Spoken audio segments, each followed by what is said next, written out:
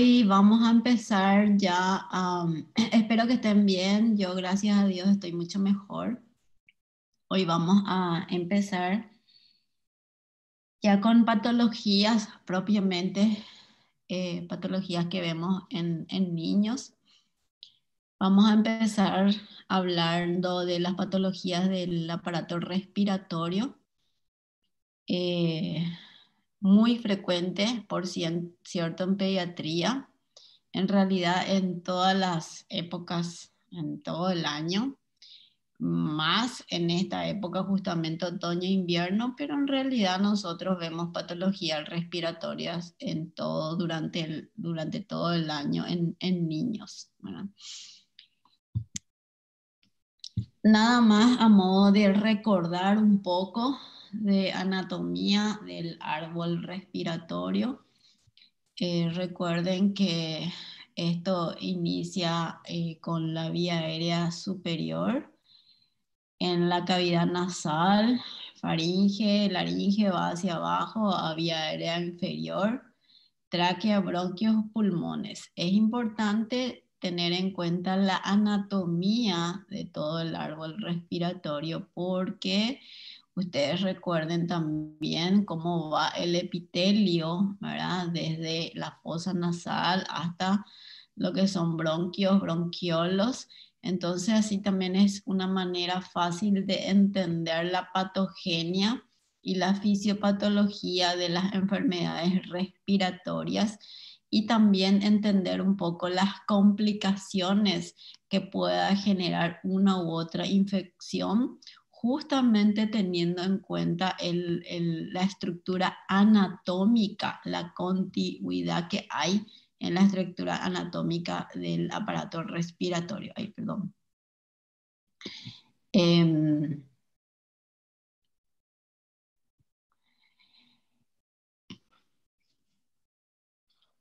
Todo lo que es infección de vía aérea superior, nosotros los llamamos IVAs, infección de vía aérea superiores, y obviamente dentro de todo son las infecciones mucho más frecuentes, son estacionales este tipo de infecciones, y son las que afectan naso, orofaringe, laringe, tráquea, oído y senos paranasales. Por eso les dije que es importante recordar la anatomía, ¿verdad? La anatomía de todo el árbol respiratorio y así yo poder entender cuáles podrían ser las probables complicaciones de estas patologías. Recordar, ¿verdad?, que toda la mucosa del tracto respiratorio superior es continua. Por eso justamente les digo que una infección pasa de un área anatómica a otra, ¿verdad?, justamente por esta continuidad de esa mucosa.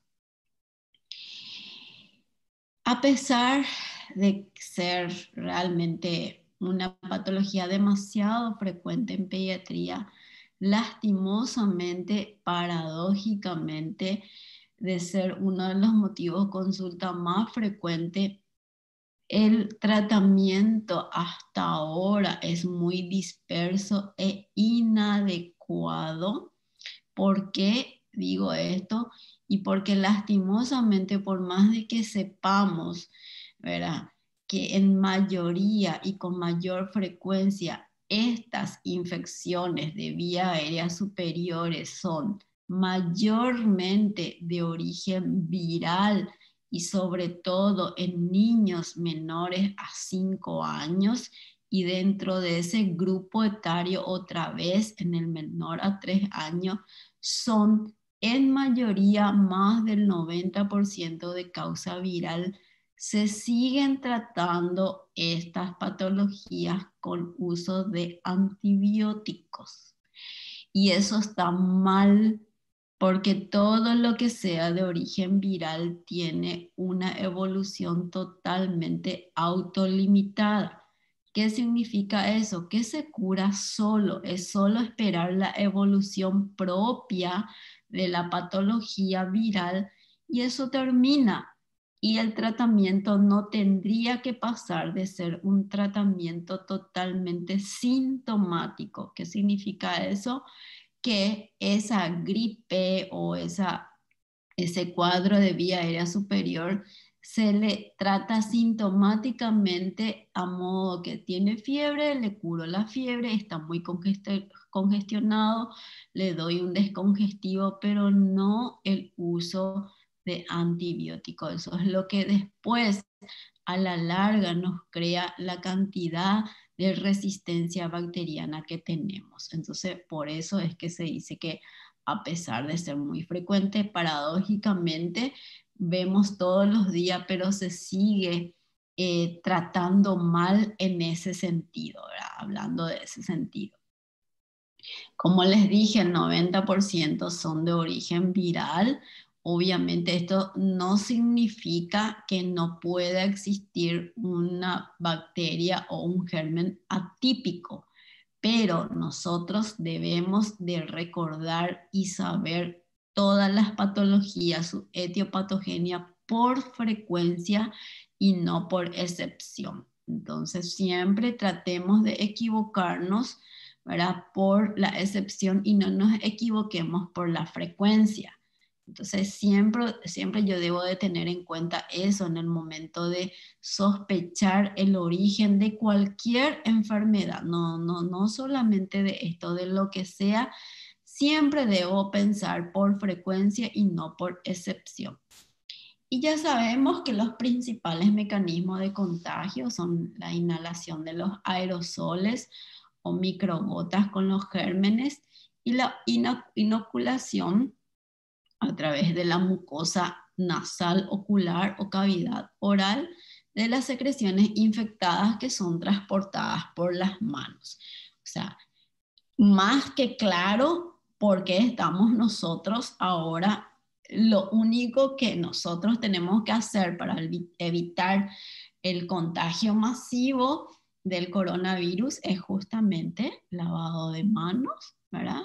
No tocarse la cara, uso de tapabocas, justamente por todo este mecanismo de contagio de un virus que es igual para cualquier virus.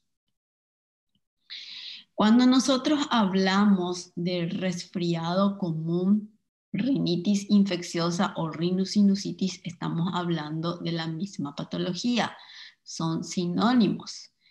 Este resfriado común es causado en mayor frecuencia por el rinovirus, pero también pueden estar metidos otros virus, solamente que el más frecuente como causal es el rinovirus. El resfriado común todos sabemos, ¿verdad? Y los síntomas muy importantes en pediatría, ¿verdad? En pediatría varía muchísimo la manifestación de una enfermedad, no solamente las respiratorias, sino que una enfermedad de tipo infectocontagiosa es diferente su cuadro clínico en un niño pequeño, en un lactante menor o en un lactante que en un niño escolar o en un niño adolescente. Entonces, por eso que es tan importante manejar el grupo etario en pediatría, porque una misma patología se puede presentar o manifestar de manera diferente en un niño pequeño o un niño grande, como así también la evolución de esa patología puede ser distinta. Entonces, en los lactantes puede haber fiebre, secreción nasal y la fiebre es poco frecuente ya en los niños mayores. El cuadro se inicia, ¿verdad? 1 a 3 días después de la infección vírica, después de adquirir o estar en contacto con el virus. Hay dolor o picor de garganta, rinorrea, obstrucción nasal y tos. Esto, como cualquier infección viral, dura de 1 a 2 semanas.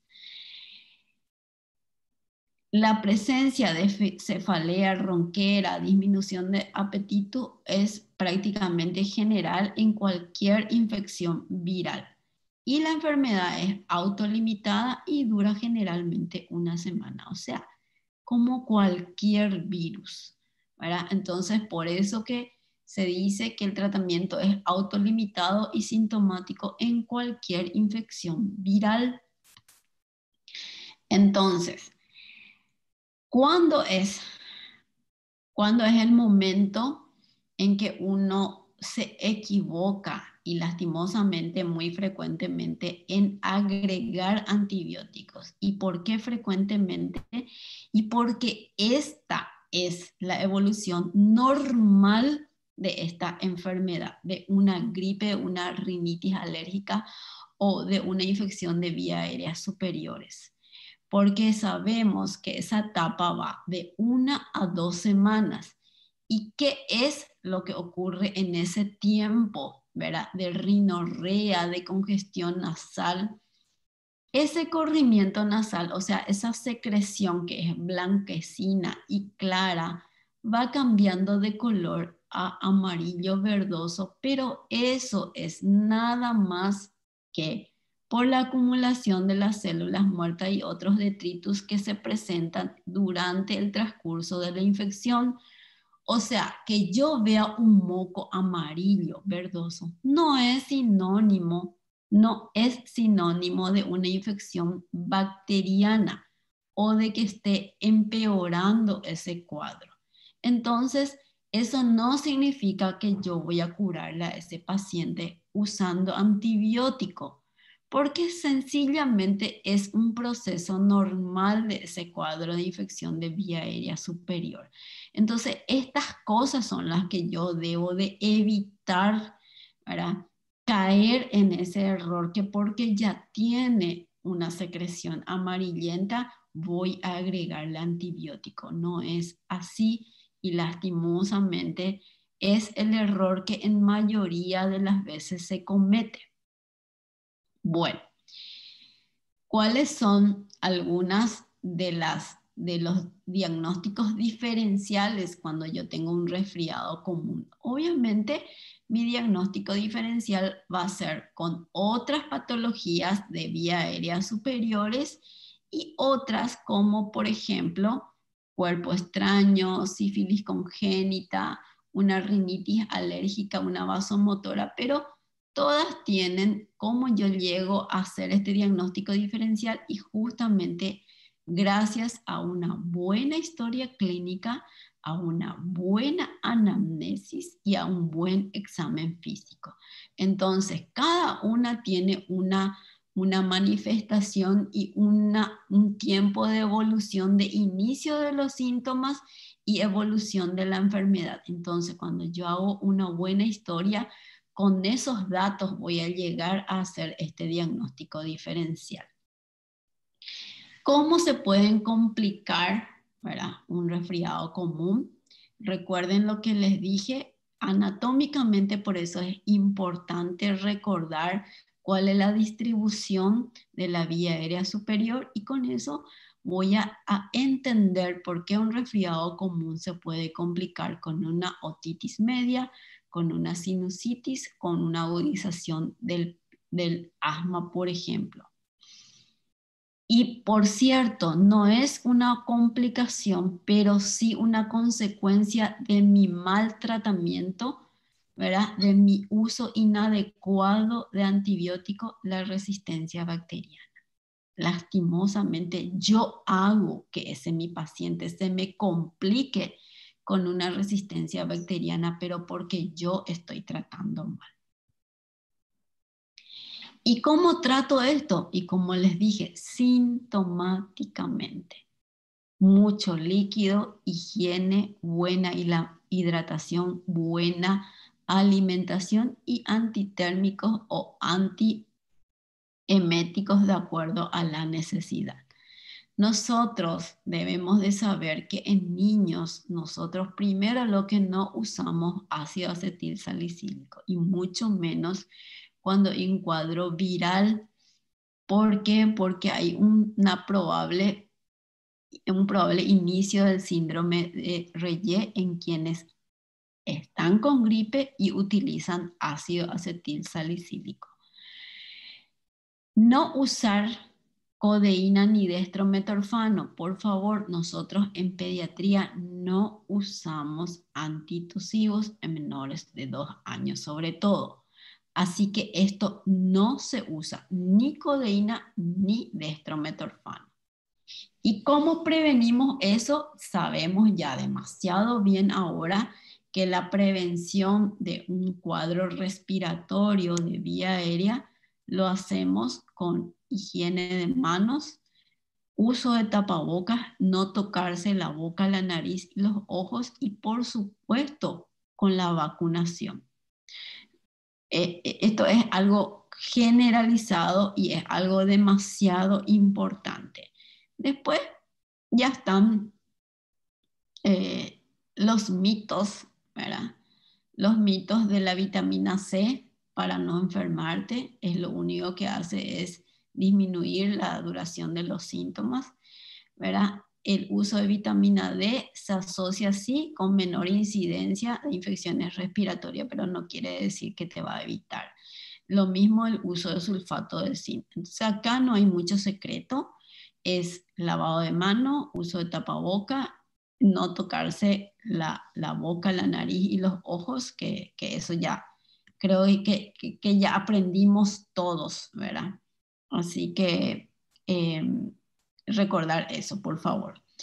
El síndrome de Reye es un síndrome que se presenta con episodios de convulsivos en niños cuando hacen una infección viral y el uso concomitante de ácido acetil salicílico, en algunos casos también con el uso de, de ibuprofeno o dipirona, pero más se ve con el uso de ácido acetil salicílico. Cuando yo hablo de faringoamigdalitis, ¿verdad? Una faringitis aguda, recuerden que la faringitis aguda no es solamente la faringoamigdalitis bacteriana. Cuando yo tengo una faringitis, mi faringitis habla de mi infección faringoamigdalar, en donde puede haber eritema, edema. Cuando hay exudado, hablo de faringitis aguda exudativa. Cuando tiene enantemas, como úlceras vesículas, la faringoamigdalitis ulcerativa. Cuando tiene membranas, está la membranosa. O sea, la faringitis es nada más que una inflamación de esa faringe, ¿verdad? A diversas causas que pueden ser inclusive no solamente viral, ¿verdad? Puede ser por la contaminación ambiental, alergenos, a causa de algunas sustancias cáusticas, alimentos, líquidos calientes, etcétera, o microorganismos infecciosos como lo que estamos estudiando ahora. También la faringitis puede ser también una manifestación de otro tipo de enfermedades, como por ejemplo las enfermedades autoinmunes también. Eh,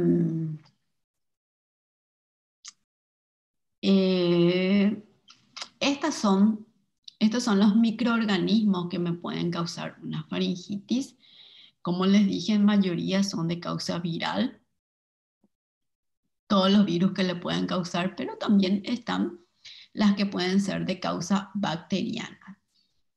Cuando yo tengo una faringitis que va acompañada de una conjuntivitis bilateral de tipo folicular, ¿qué quiere decir eso? Que hay una secreción bilateral.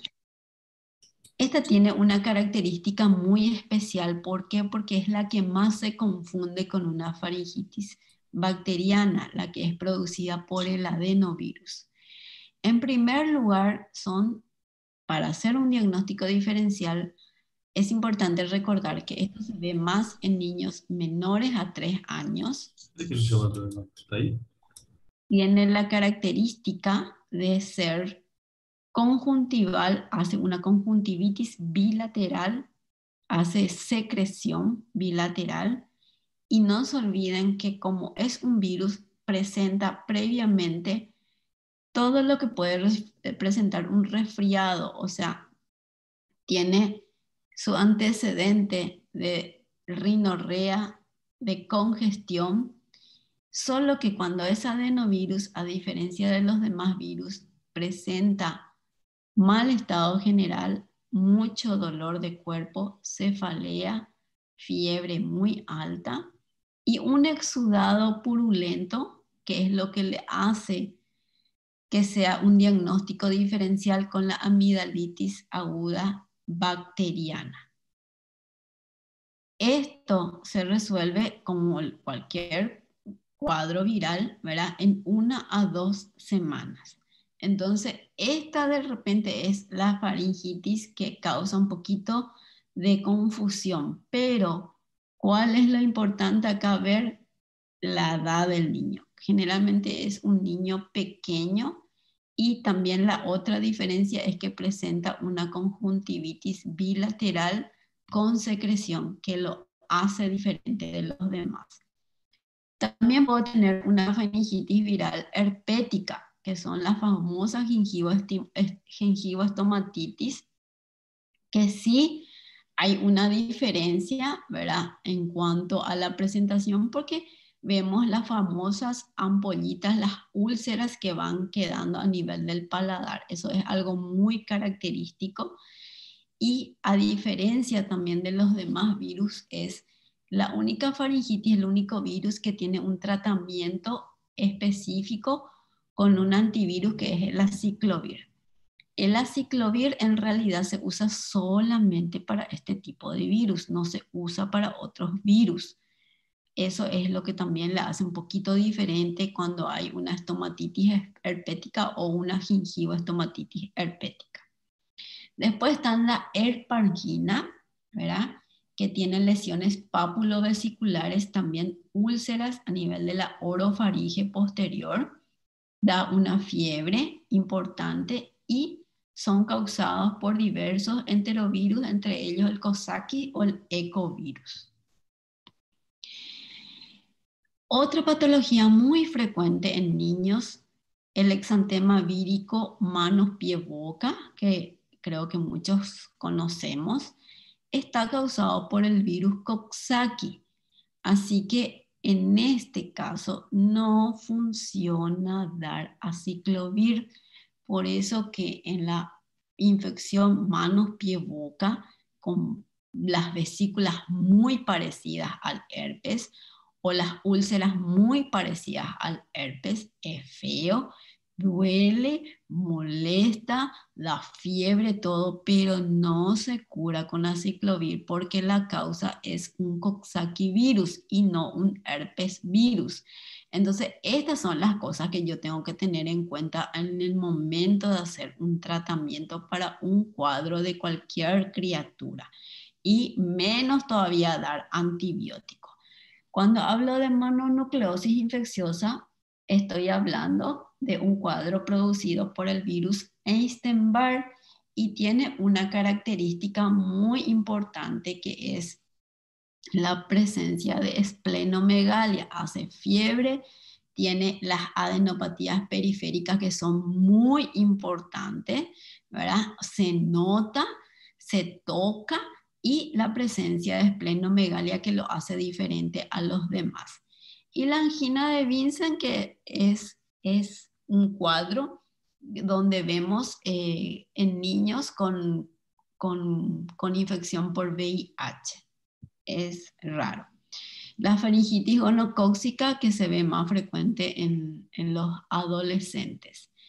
La faringitis membranosa hoy en día es muy poco frecuente debido al uso de la vacuna, era causado por el Corynebacterium diphtheria, que hoy en día realmente prácticamente, gracias a Dios, ya no se ve, ¿verdad? Anteriormente era realmente una patología de presentación moderada a grave, ¿verdad? Había una obstrucción de la vía aérea superior y era un cuadro tóxico realmente. Pero hoy en día, gracias a la vacuna, esto prácticamente ya no se ve. Bueno, ahora, cuando todo lo que yo estuve diciendo eran faringitis virales, ¿verdad? Y cada una de ellas con una característica, ¿verdad? En especial para que yo pueda hacer ese diagnóstico diferencial. Cuando yo hablo de faringitis bacteriana, hablo de la clásica causada por el estreptococo piógene o el estreptococo beta hemolítico del grupo A, ¿verdad? Que es el principal agente causal de una faringitis bacteriana. Esta faringitis bacteriana es más frecuente en el grupo etario a partir de 5 años para arriba, ¿sí? Y entonces, ¿qué es lo que a mí realmente me interesa de esta faringitis bacteriana?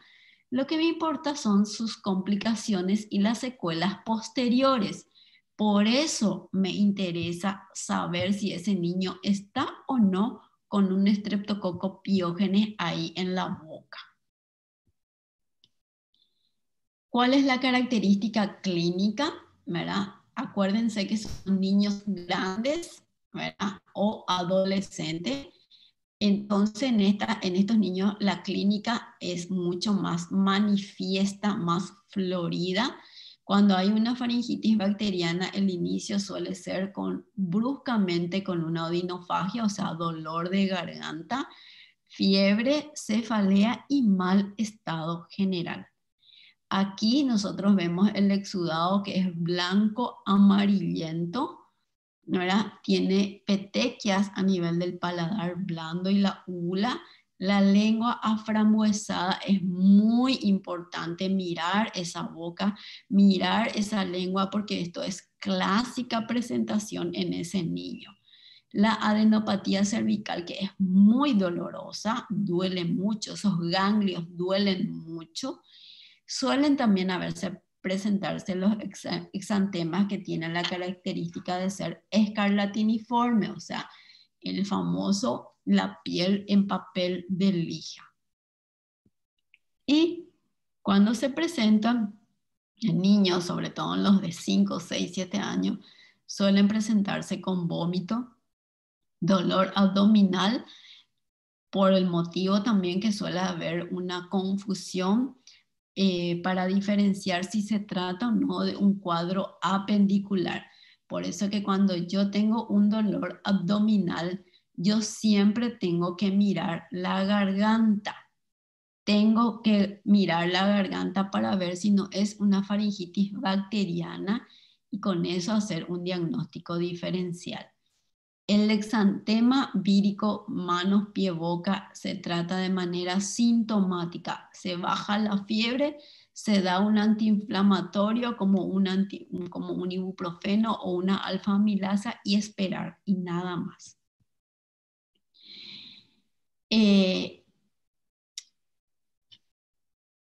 Lo que quiero que también que recuerden de la faringitis bacteriana, ¿verdad?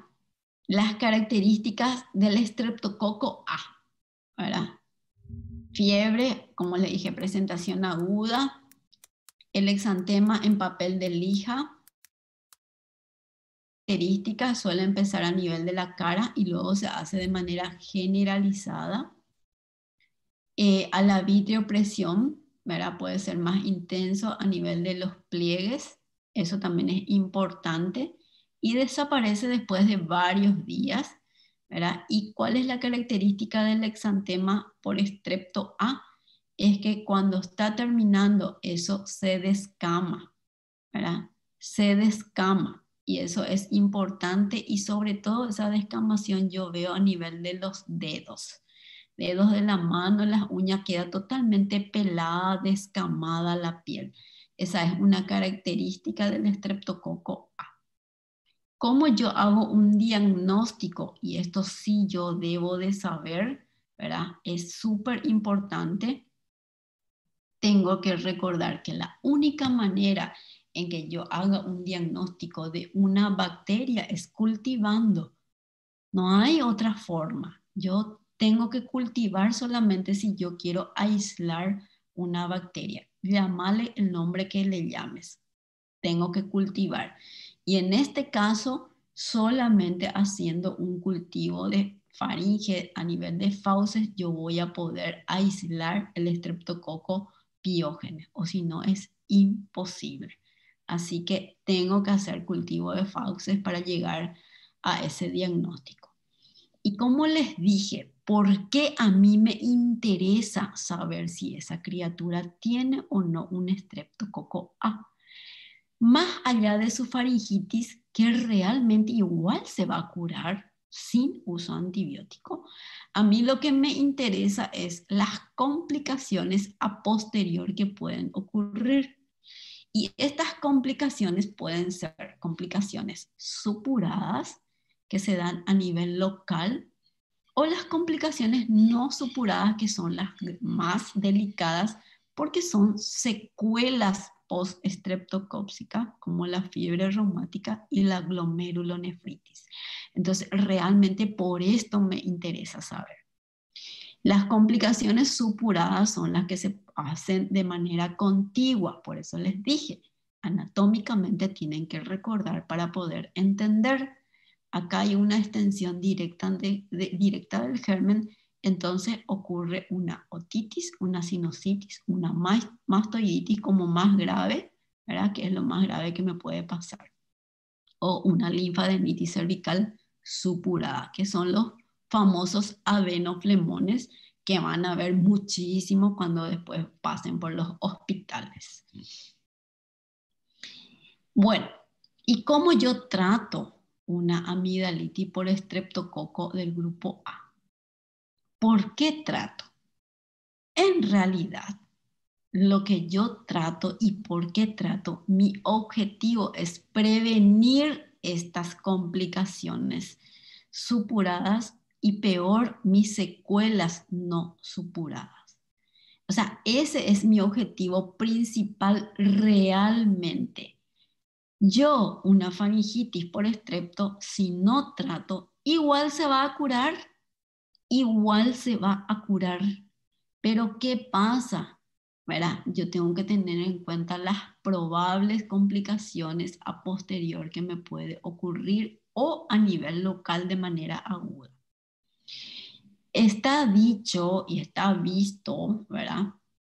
De que cuando yo trato un antibiótico con antibiótico, una faringoamidalitis bacteriana por estreptococo A, lo que estoy haciendo es previniendo una probable fiebre reumática aguda. Pero sin embargo, ¿verdad? Y en este caso también acorta mi evolución de la enfermedad, hace una reducción de la transmisión entre personas. Tiene también migración supurativa, que son los adenoflemones, la sinusitis, mastoiditis, etc. Pero el uso de esa amigdalitis, el tratamiento de esa amigdalitis con antibiótico no es muy eficaz, ¿verdad? Muy eficaz para tratar una probable glomerulonefritis. Eso también está demostrado.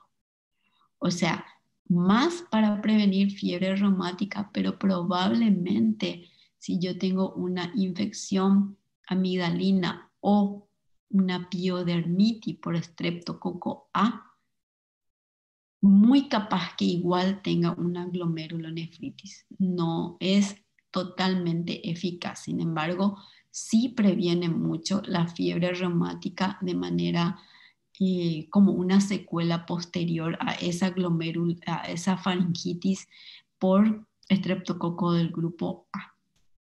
¿Y a qué tipo de antibióticos son sensibles? Son muy sensibles hasta hoy en día a la penicilina y a todos los antibióticos beta-lactámicos. Por eso que ideal es tratar con una penicilina benzatínica, ¿verdad? Que es de uso intramuscular, o un derivado de la penicilina que son las amoxicilinas.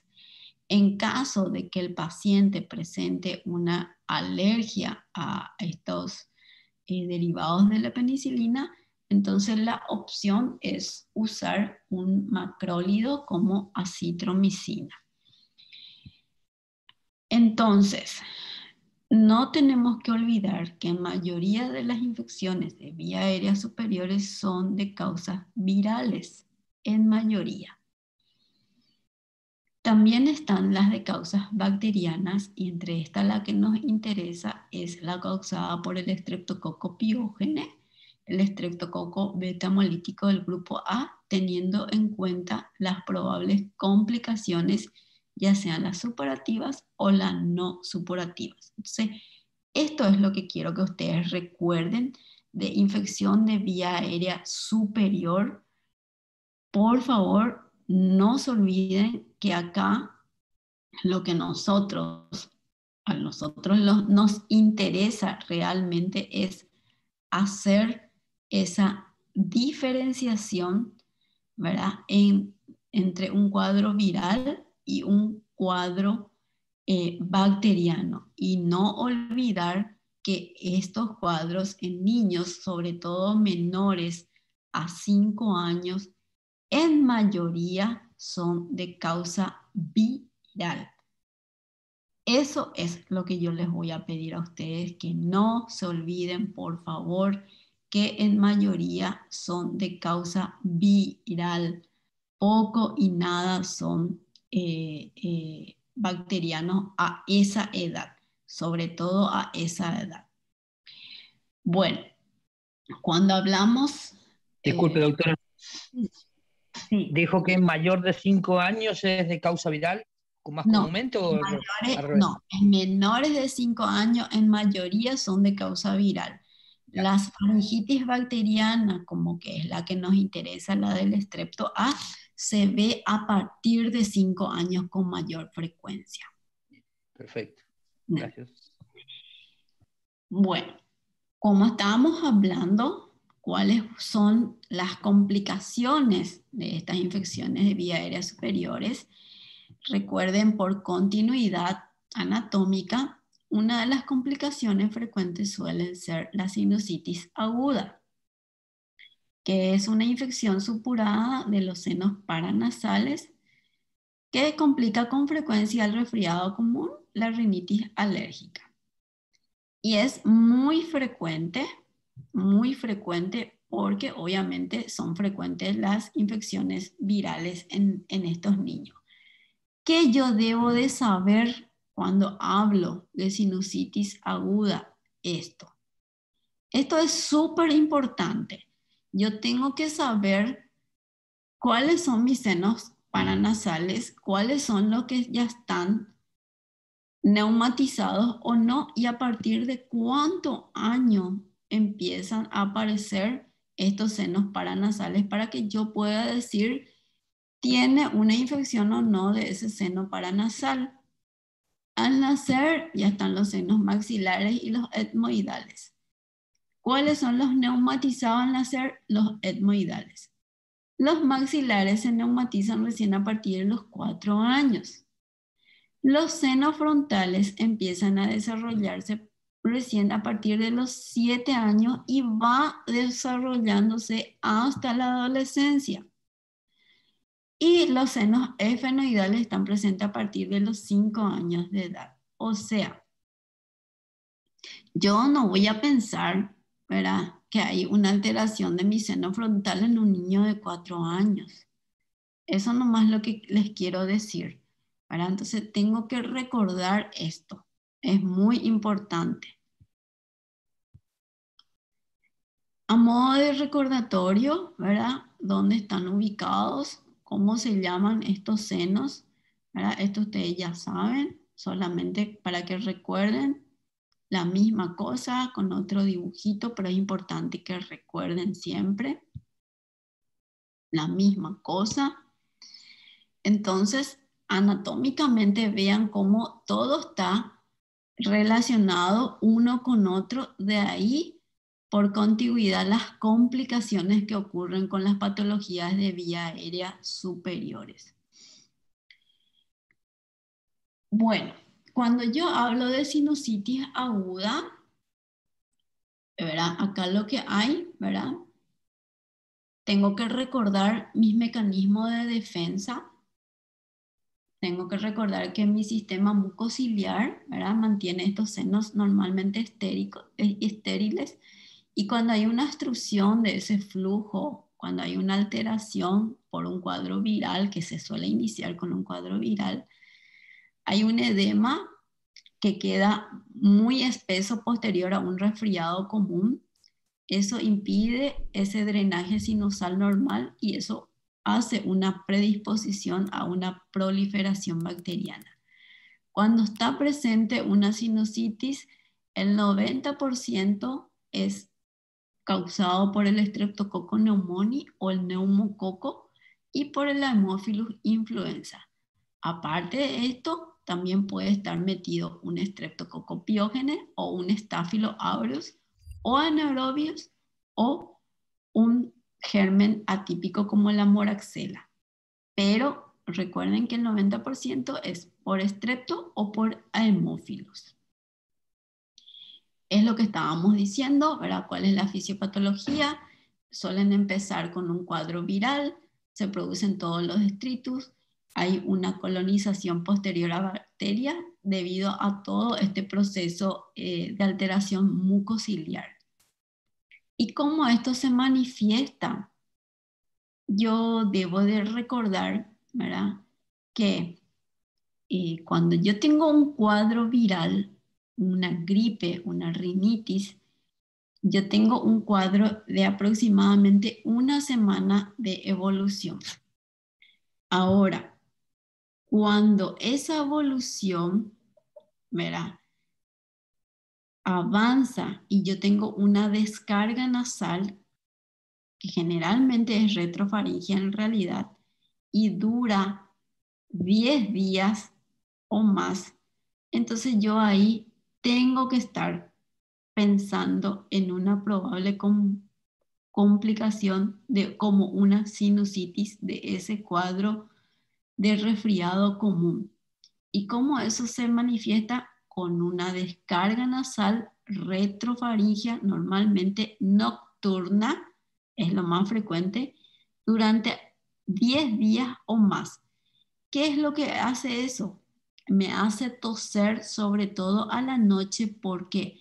Porque a la noche al acostarme, anatómicamente yo me pongo en una almohada, levanto la cabeza, hay un drenaje hacia atrás, gotea, va hacia la laringe y lo que hace es que irrita esa laringe, entonces eso hace que el paciente tosa a la noche, ¿verdad? Más a la noche, no quiere decir que no va a toser de día, pero es más a la noche.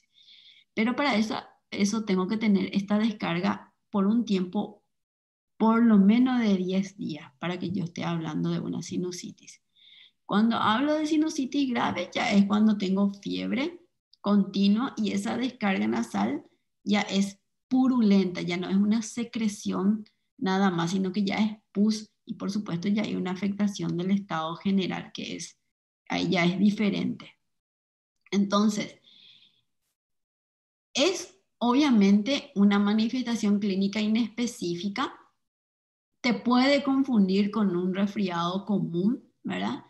Pero cuando yo ya tengo una evolución de 10 días de esa descarga nasal, de ese catarro retrofaringio sobre todo, entonces yo ya tengo que pensar que probablemente yo ya estoy dando una sinusitis como una complicación de ese mi cuadro de resfriado común.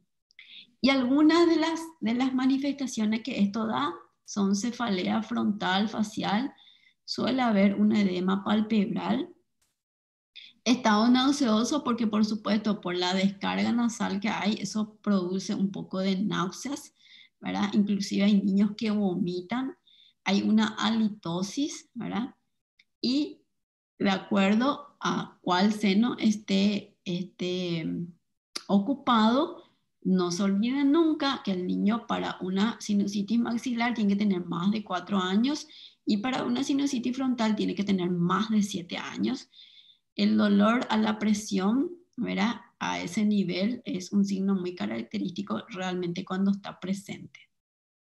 Entonces, No se olviden, esto suele ser una complicación de un resfriado común y yo tengo que pensar en esto cuando tengo esa descarga nasal por un tiempo más de 10 días. A partir de 10 días ya debo de pensar que estoy hablando de una sinusitis. Ahora, esta sinusitis bacteriana puede clasificarse nuevamente en aguda, subaguda, crónica, cuando, cuando yo hablo de una sinusitis bacteriana aguda, cuando todos estos síntomas se resuelven en menos de 30 días. Subaguda, cuando se resuelven en 1 mes a 3 meses. Y una sinusitis crónica, cuando tiene una duración mayor de 90 días, que es más de 3 meses, sin una resolución completa de todos estos síntomas. Así que es una patología un poquito larga, porque para diagnosticar y para llamarse sinusitis aguda, luego tiene que pasar 10 días de descarga nasal, o si no, no puedo hablar de sinusitis. Entonces,